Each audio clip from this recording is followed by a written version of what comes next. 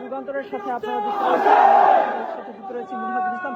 এই মুহূর্তে চট্টগ্রাম বিশ্ববিদ্যালয় সংসদ সেটি নিয়ে আপনাদের দেখানো রাতে স্লোগানে উত্তাল হয়ে উঠেছে বিশ্ববিদ্যালয় ক্যাম্পাস।